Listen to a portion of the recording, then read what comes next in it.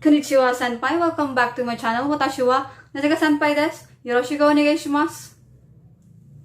Kung bago na po kayo sa aking channel, please subscribe and click the bell icon para ma-notify kayo from my upcoming uploads. So for today's topic, we have different parts of the body. So, enumerate ko yung parts of the body using Japanese language. So in order for me to elaborate this topic, I'll proceed to my presentation.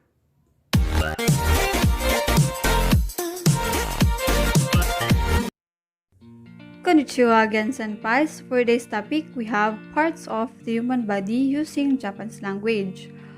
So, ang body in Nihongo is karada. Karada. Karada.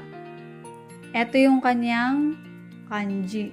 So, in this topic, we are going to determine the most commonly used words or parts of the body sa pang-araw-araw or sa mga exam like JLPT. Okay? So, at the end of this discussion, we are going to have a short quiz. Let's start.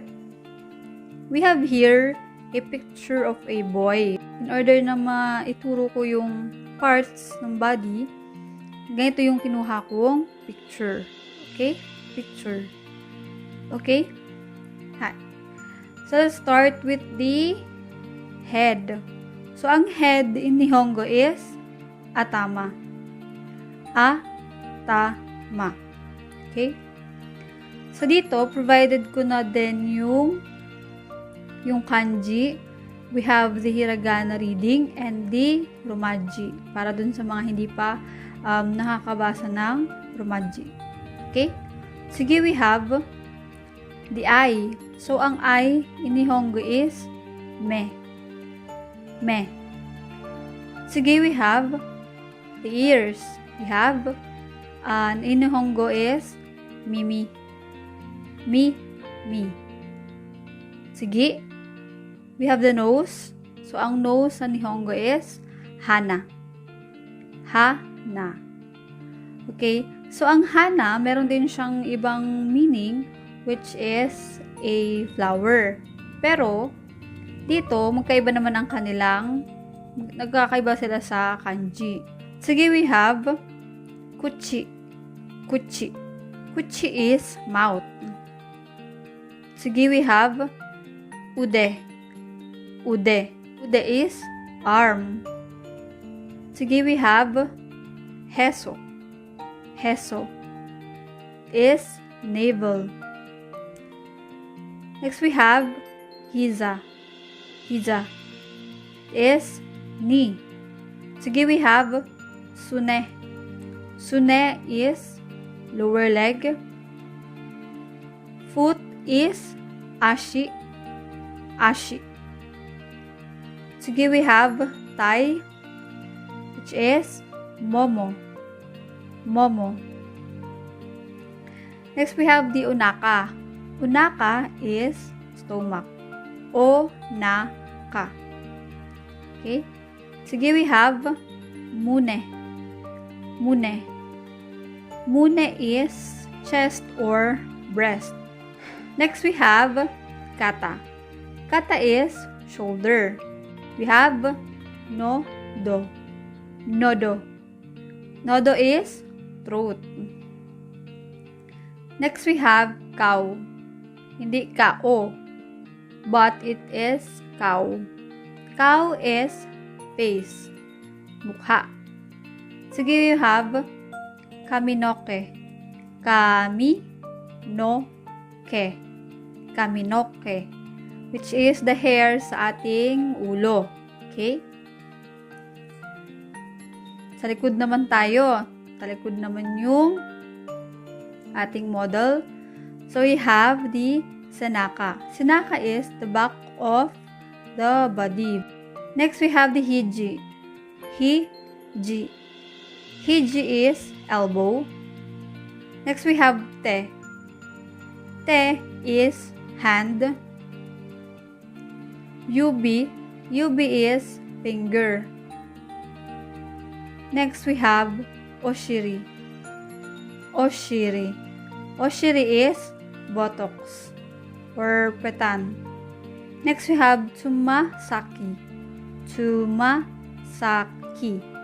Tsumasaki is tip of the toes. Next, we have kakato. Kakato is heel. Sige, we have ashikubi. Ashikubi. Ashikubi is ankle. Next, we have fukurahagi. Fukurahagi. Just a cuff of a leg sa likod ng ating lower leg. Okay? Sige, we have tsume. Tsume. Tsume is nail. We have tekubi. Tekubi is wrist. So, dito natin nilalagay yung ating mga wristwatch, bracelet. Okay. Next, we have koshi. Koshi. Koshi is waist or hips. Next, we have kubi. Kubi is neck or leg. So, that's it.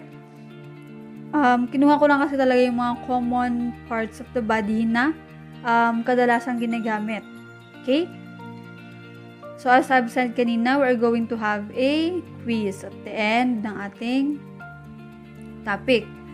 So, in this quiz, we're going to determine kung may naalala lang kayo or depende kung alam nyo na or kung memorize nyo na, you can use this quiz as your practice test. Okay? So, I will give you 1 minute or a pundake to answer this or to determine the parts of the body using Japanese language. Your time starts now.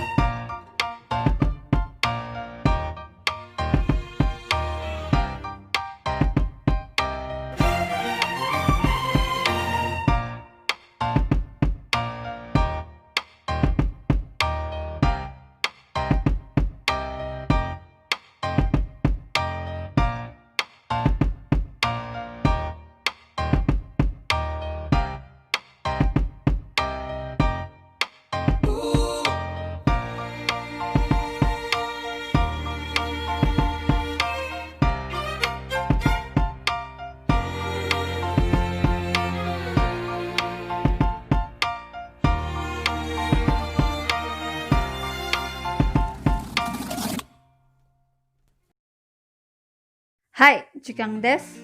Gozaimasho. Dito, hindi ko siya flash pa sunod-sunod kasi nag-start ako sa taas, papunta sa baba. Okay? Since may numbering naman siya, you can use that as way na ma-check nyo yung inyong answers. Hi! Gozaimasho. So, sa ichibang is atama or head. We have 13 is kaminoke. 2 is me. 12 is cow. 13 is mimi. 11 is nodo. 14 is hana. 10 is kata. 5 is kuchi, mouth. Okay. 9 is mune. 6 is ude. 8 is onaka or stomach. And 7 is ashi. Okay, likod naman tayo.